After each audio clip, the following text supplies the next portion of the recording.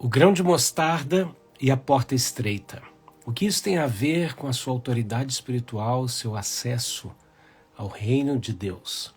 É sobre isso que nós vamos falar agora, nessa live devocional para uma vida plena, chamada Café com AP. Eu sou o apóstolo Rafael, creio que a palavra de Deus é viva e eficaz, e mais penetrante do que uma espada com fio de 2 gumes. Ela é real e nós estamos aqui para ministrá-la e para vivê-la em nome de Jesus. Amém? Marca alguém aí, convida alguém para assistir essa live com a gente. Estamos na temporada Jesus, estudando a vida de Cristo em ordem cronológica dos fatos. E aqui nós já chegamos no ano 28 depois de Cristo e o ministério de Cristo começa a ser perseguido. Então vamos lá, vamos falar sobre algumas revelações na parábola do grão de mostarda e da porta estreita, que abrem o nosso entendimento para a autoridade espiritual, acesso ao reino. Bem-vinda, Rúfila, Deus abençoe. Bem-vinda, Marta. Bem-vindo a todos que estão chegando aí, em nome de Jesus. Pega o seu cafezinho, o meu já está aqui.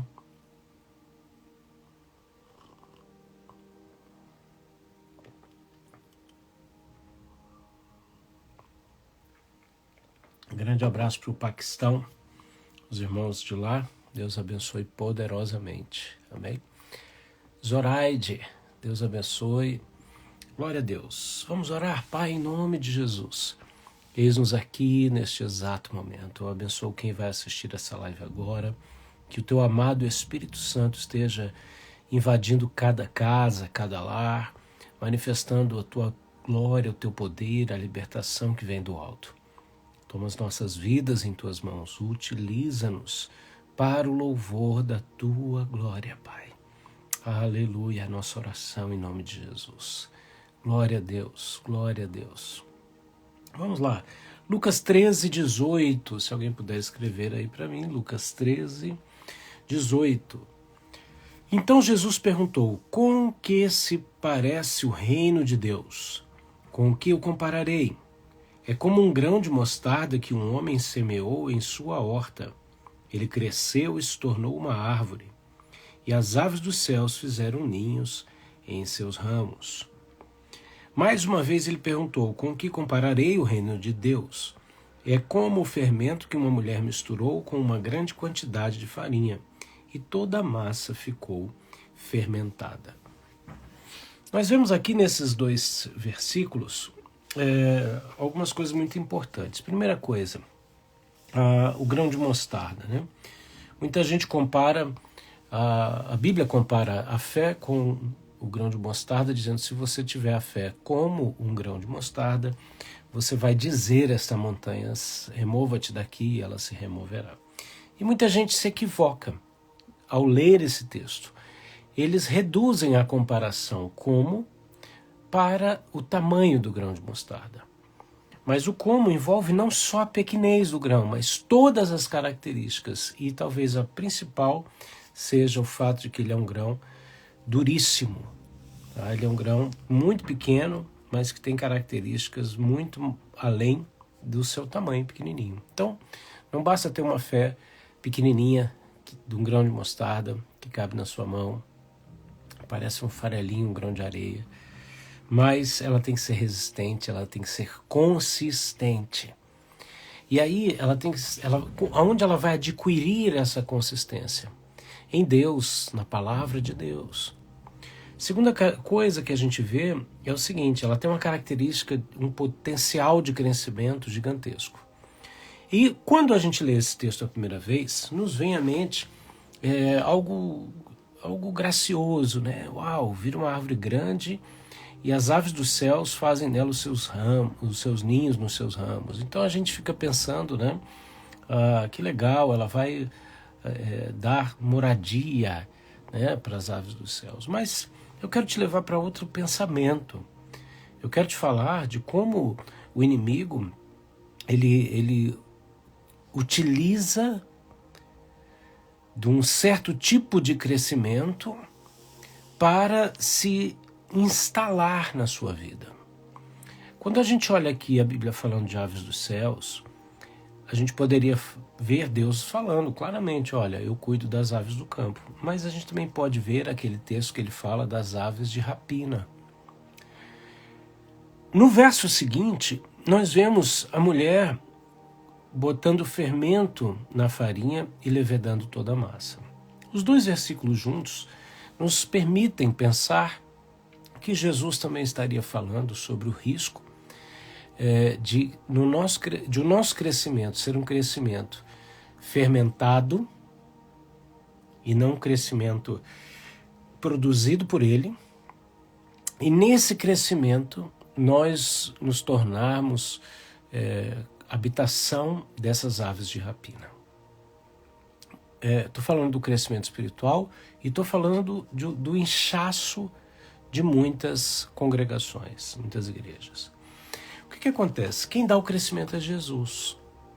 A nossa vida tem que ser uma vida de busca, uma vida constante na presença de Deus. Mas quantos líderes já não se preocuparam com o crescimento do seu rebanho? E na verdade, eu creio que a maior estratégia de crescimento é não atrapalhar. Então, se a gente melhora a nossa comunicação, se a gente melhora um monte de coisa, a gente pode não atrapalhar esse crescimento, né?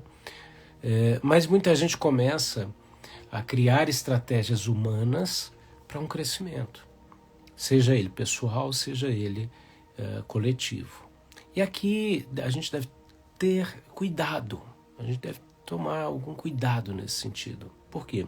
Quem dá o crescimento é Jesus. Eu me apresento, eu me preparo, eu abro o meu coração, tá?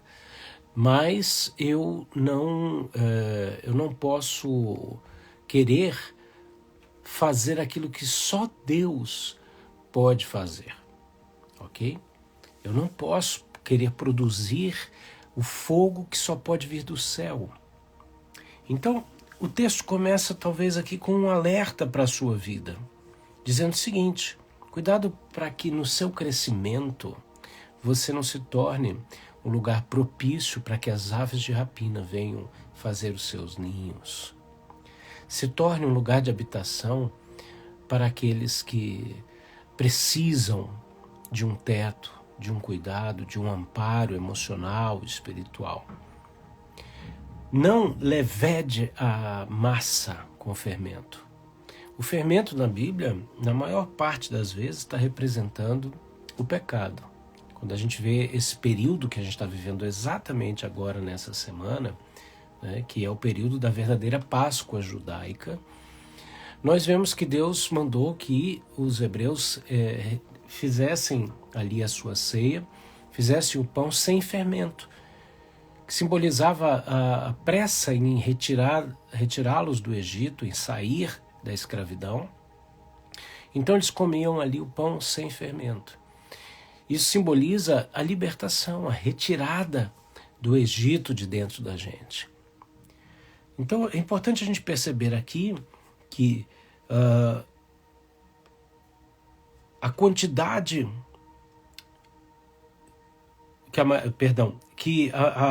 o fermento que a mulher colocou na quantidade de farinha fez com que toda a massa ficasse fermentada.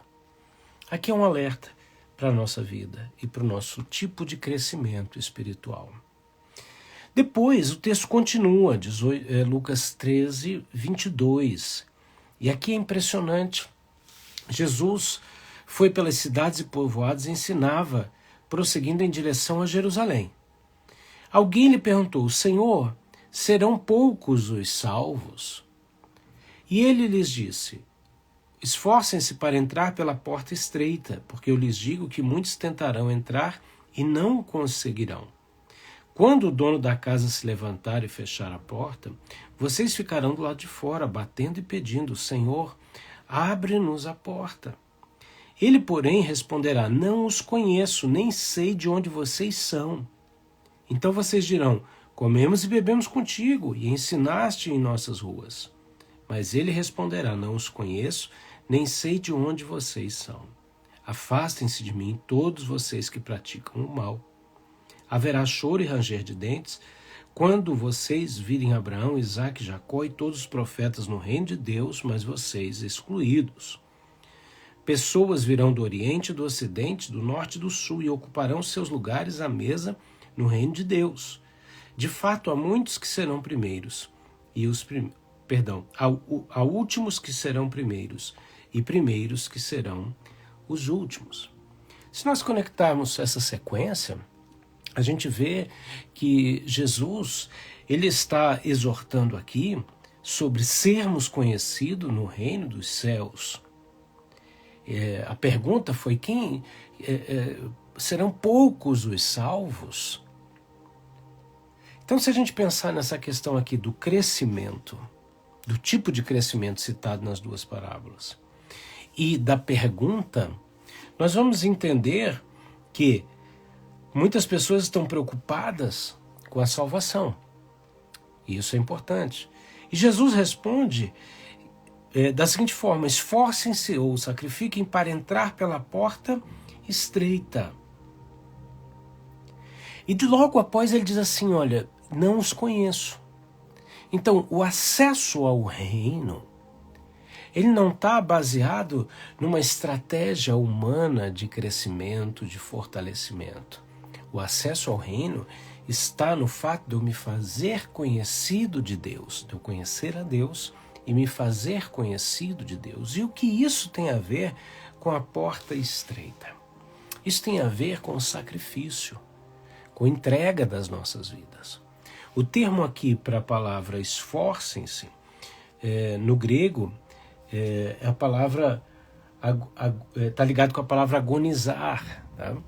E é interessante porque a descrição dela no grego está muito relacionada com um atleta que luta contra um inimigo, certo? Ou que enfrenta uma guerra. E quando você vai para a palavra agonizar, né, ela está falando também de um nível de sofrimento.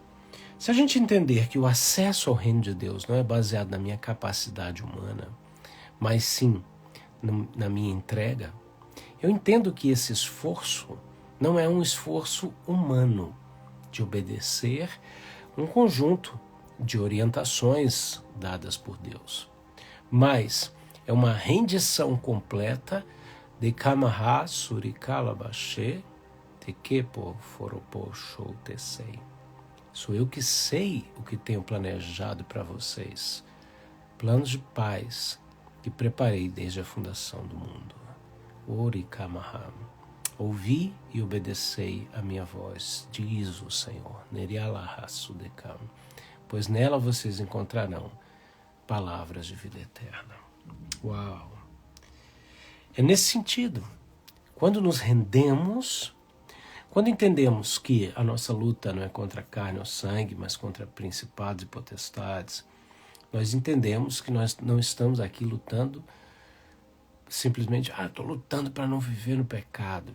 Quer dizer, esse é um esforço de pessoas que estão sob tentação, numa tentativa de viver uma vida santificada. Quando a gente entende que a nossa luta é contra principados e potestades, a gente percebe duas coisas. A gente percebe que são eles que tentam impedir o que Deus tem para nós a nível de propósito.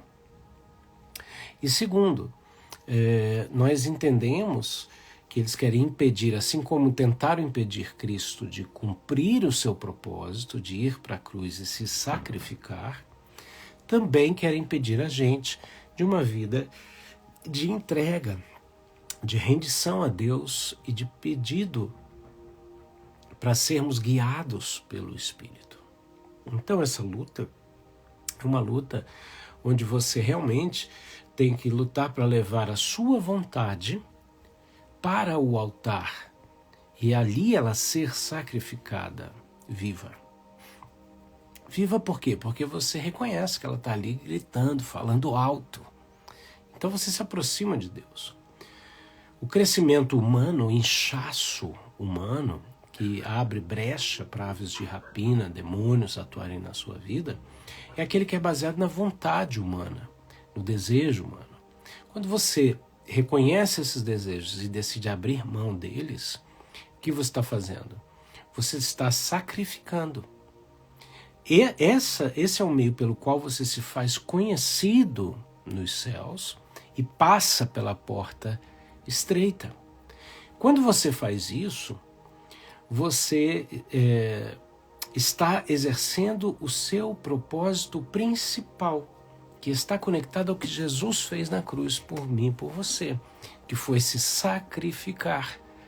E ao se sacrificar, ele nos transforma em sacerdotes, em oferta e em templo.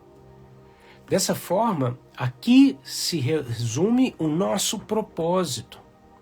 Depois, se a gente vai exercer essa entrega e o pedido da manifestação da glória de Deus em troca dessa entrega, para que a gente seja guiado pelo Espírito. E a gente vai manifestar isso cantando, fazendo ação social, evangelizando, aí é outra história. Mas o teu propósito inicial de vida é entender que você é sacerdote da sua própria carne, assim como Jesus foi. Dessa forma, a gente se torna conhecido, porque você apresenta as circunstâncias da tua vida diante de Deus. E você pede a Deus uma solução que vem do alto. A partir desse momento, você está cumprindo o que a Bíblia diz, fazei todas as coisas conhecidas a Deus em oração. Né? E você continua obedecendo o que a Bíblia fala, pedi, dar-se-vos-á, buscai e achareis. E é assim que o céu se manifesta na terra. Você apresenta a terra para o céu e pede do céu para a terra. Esse é o teu principal objetivo na face da terra. Quando a gente faz isso, a gente fecha as brechas para interferências do inimigo, a gente fecha as brechas para qualquer fermentação dentro de nós que vai produzir um inchaço que parece crescimento, mas é enganoso, e a gente realmente se torna conhecido nas regiões celestiais, tanto de Deus, de Jesus aqui, quanto dos demônios, não é verdade? Por exemplo, tiveram pessoas que quiseram expulsar demônios, né, em nome de Paulo, né, e tomaram uma surra. E os demônios disseram, olha, a Jesus nós conhecemos, a Paulo também, vocês não. E você? Você é conhecido nas regiões celestiais? Como você é conhecido nas regiões celestiais? Eu quero terminar essa live fazendo uma conexão desses textos aqui de Lucas 13, 18 até o verso 28, né? Onde Jesus aqui está confrontando as pessoas através desse ensino, né? Recantarei, remantorei, amontoarei, ericalabahambo. Eu sou o mesmo que dá e que recolhe, que recompensa e restitui, é o que o Senhor está dizendo. Aleluia. Eu quero fazer uma conexão desse texto com as palavras do apóstolo Pedro, para que você entenda algo muito precioso, ok? Bom dia a todos que estão chegando aí ao vivo nessa live, em nome de Jesus. Olha que interessante, a gente entendendo, então, que devemos nos fazer conhecidos nos céus e ter o crescimento espiritual genuíno e não um inchaço que nos torna habitação de aves de rapina, né? Nós conectamos isso com a palavra de 2 Pedro capítulo 1. Tá? 2 Pedro capítulo 1. Deus te abençoe, Aline, que bênção, viu? Pelas tuas palavras. Há 2 dias que não parava de falar em línguas, né? E Deus me deu a interpretação aqui, algo que a gente leva muito a sério. Tá? Glória a Deus. Vamos lá, olha só. Olha o que 2 Pedro está dizendo. Jesus está dizendo que a gente tem que passar pela porta estreita, ok? Como que a gente passa pela porta estreita? Abrindo mão da nossa vontade. A gente reconhece que tem, mas abre mão dela. Isso é extremamente sacrificial. É uma energia muito maior que é dispensada nessa atividade do que a força do seu braço. Por isso que a gente prefere muitas vezes a força do braço do que o sacrifício. E o texto ainda diz, muitos vão tentar, mas não vão conseguir passar pela porta estreita. Por quê? Porque não querem viver essa vida de sacrifício. Olha o que Pedro fala aqui. A Bíblia diz também o seguinte, que existe a porta estreita e a porta larga. Ok? A porta larga, o inimigo já te oferece ela grande. Ele diz, não, você não precisa passar por nada disso. Vem direto aqui. Tá? É o atalho. Ele quer eliminar o processo que te fortalece para viver a promessa, para viver a bênção de Deus, o propósito de Deus. Ok? E Jesus diz, passa pela porta estreita. Mas o que eu vou ler aqui a respeito de Pedro é impressionante. Por quê? Porque ele nos mostra uma maneira pela qual nós passamos pela porta estreita, mas temos aqui amplo acesso ao reino de Deus. Então olha que impressionante, a partir do momento que conhecemos o caminho da porta estreita, nós temos o acesso ampliado. O diabo quer oferecer o caminho diretamente largo, que não nos dá acesso a nada disso. E Deus nos oferece o contrário, ele diz assim, passa pelo caminho estreito, que tudo é ampliado. Você está me entendendo? Olha, é Pedro que está dizendo isso. Ele diz assim, ó, Simão Pedro, servo e apóstolo de Jesus Cristo, aos que conosco alcançaram fé igualmente preciosa pela justiça do nosso Deus e Salvador, Jesus Cristo. Graça e paz, a Shalom, sejam multiplicadas pelo conhecimento de Deus, pela revelação que vem do alto, pela epignose e do nosso Senhor Jesus Cristo. Olha só, verso 3.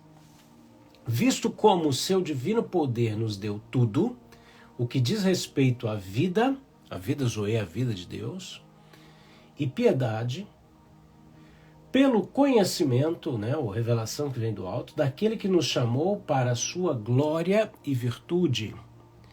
Não só a sua presença, mas as capacitações que a sua virtude nos dá,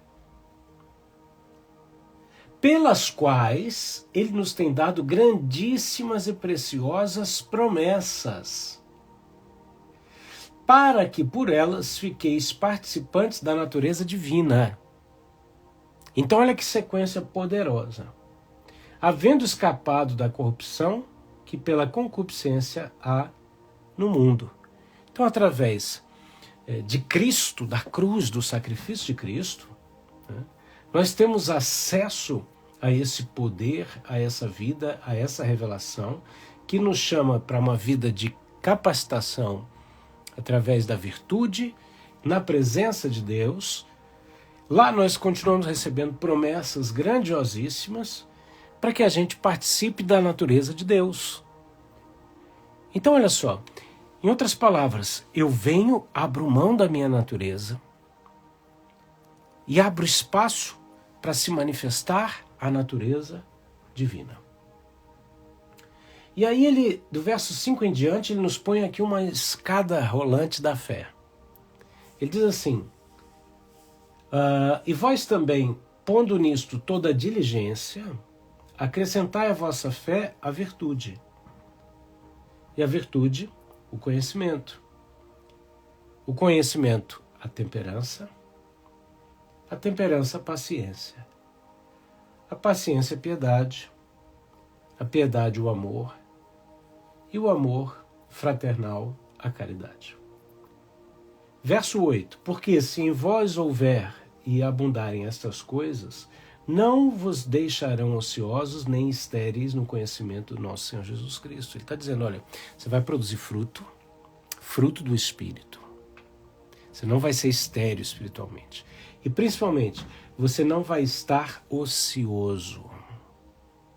É impressionante, né? A ociosidade leva as pessoas à ansiedade. Né?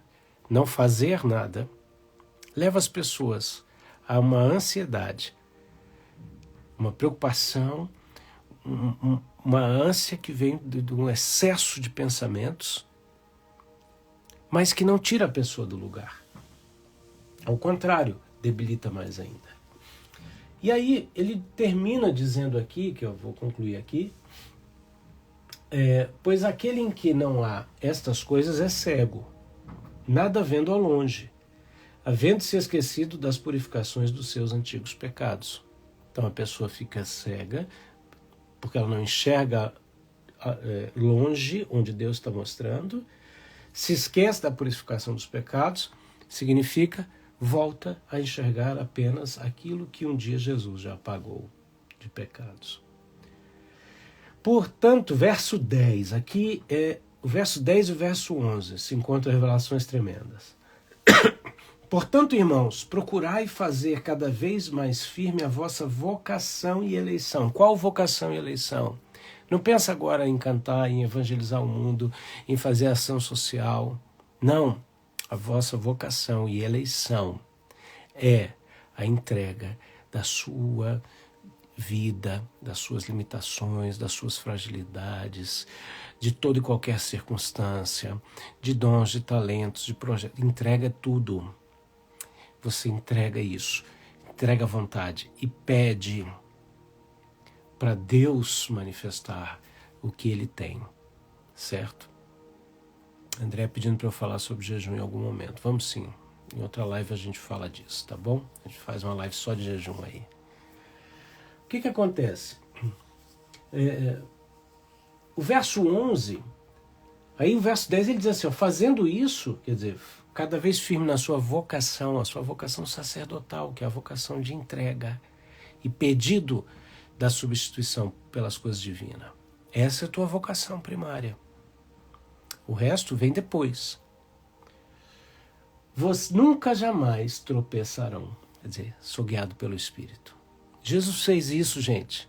Ele tinha 5 pães e 2 peixinhos para alimentar a multidão. Não tinha onde comprar perto, apesar de ter dinheiro no caixa. O que ele faz? 5 pães e 2 peixinhos, apresenta para Deus.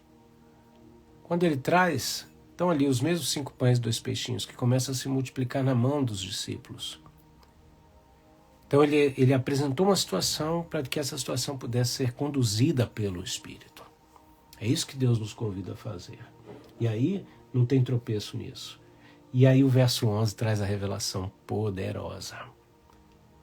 Pedro diz, porque assim vos será amplamente concedida a entrada no reino eterno do nosso Senhor e Salvador Jesus Cristo. Espera aí. Jesus estava falando que a porta é estreita, mas Pedro está nos ensinando como passar por essa porta e ter um acesso amplificado, totalmente diferente, oposto da porta larga do diabo. Isso é poderoso.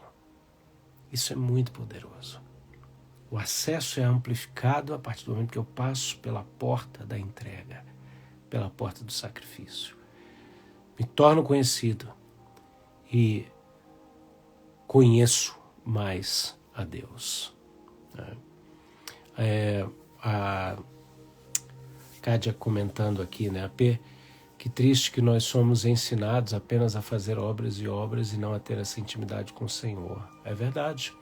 É verdade. Viu? Opa, aqui é ao vivo. Peraí, gente. Sai daí não, gente, que eu tenho que abrir aqui só um minutinho. Valeu, vê ali quem é, meu amor. Na hora da live, gente, viu? Casa do AP tem cachorro, tem campainha, tá bom? Não é só isso aí, não. E bom. Gente, eu vou orar com você. Eu vou deixar essa live gravada. Você pode, então, depois curtir, compartilhar com outras pessoas e comentar. Amém? Né? Ou é o Correio que chegou, gente, ou é amiguinho da Valentina, né? Vamos orar aqui. Pai, em nome de Jesus, eu abençoo a cada um que está ao vivo e aqueles que vão assistir depois. Dá-nos esse acesso através da nossa entrega, Senhor. É a minha oração, em nome de Jesus. Amém. Que Deus te abençoe poderosamente, em nome de Jesus. Eu quero deixar aqui o meu e-mail. Se você quiser me escrever uma mensagem, pode escrever. Esse meu e-mail é o meu Pix. Muitas pessoas enviam ofertas independente do valor. Semente não tem tamanho.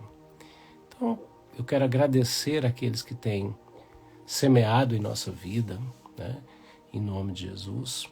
E se você se sentir à vontade, desejoso de fazer, faça. Tá? Não se sinta constrangido, nem obrigado a isso. Que Deus te abençoe poderosamente, em nome de Jesus. Toda terça-feira temos a live Café com AP. E daqui a pouco ela vai estar no YouTube. Então, clica no link da bio e vê ali o que tem à disposição de você, para você, e-books, nosso site e nossas redes sociais. Amém? Que Deus te abençoe. Que Deus te abençoe, Cláudia. Obrigado aqui, ó, verdade. Depois tive um acidente, quase morri e assim conheci profundamente o Senhor, né? Deus se revelando, às vezes, em meio a adversidades, né? Que bênção, glória a Deus, viu? Carla também, olha aqui, obrigado pela palavra. O Espírito Santo tem me falado em sonhos e me direcionou agora através de você. Que bênção, obrigado, Deus te abençoe. Fiquem na paz, queridos. Tchau, tchau.